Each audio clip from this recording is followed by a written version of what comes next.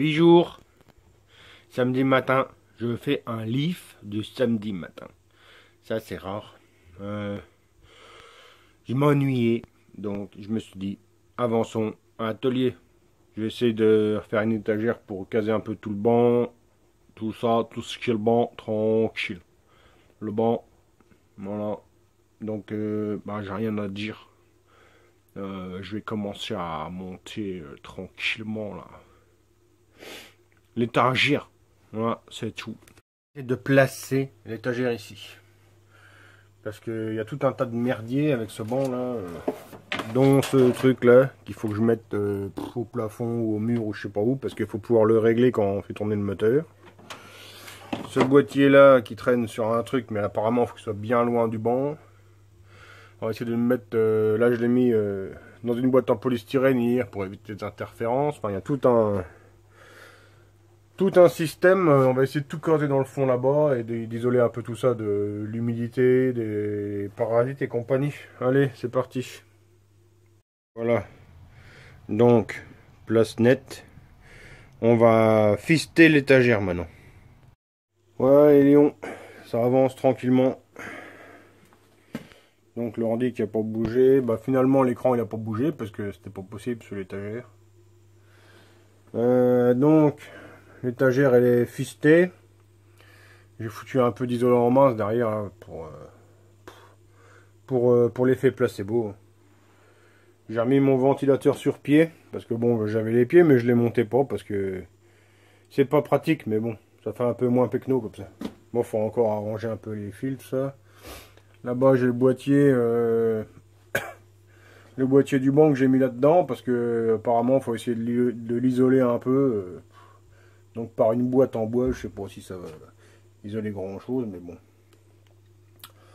Là-bas au mur j'ai accroché le boîtier de réglage.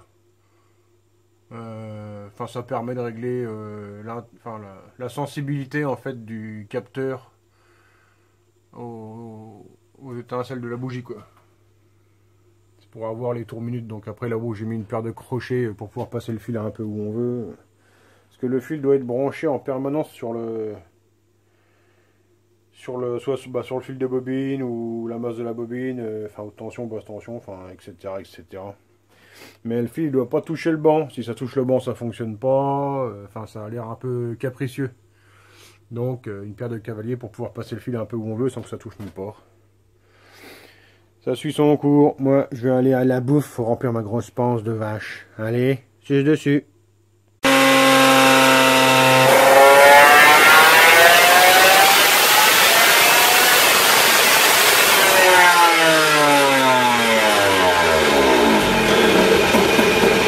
Donc voilà les gigles, la station météo, tout ça,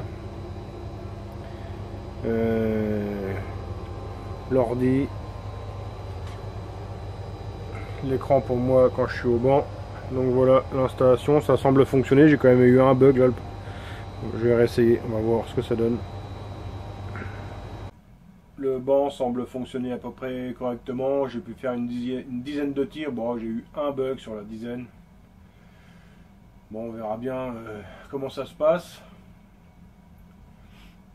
Il y a des trucs qui me plaisent moins que sur l'autre, il y a des trucs qui me plaisent plus.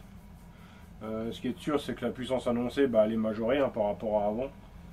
Ce qui était logique vu que l'ancien, en fait, il passe pas par le système de bougie, donc il n'a pas le... Comment dire, les tours minutes ne sont pas exactes en fait avec la façon de bosser de Eurotronic. Alors que là, c'est un peu plus fiable au niveau de la mesure. Donc du coup là, j'ai remis le moteur dans la configuration plus de 29 chevaux à l'époque sur mon Rotro.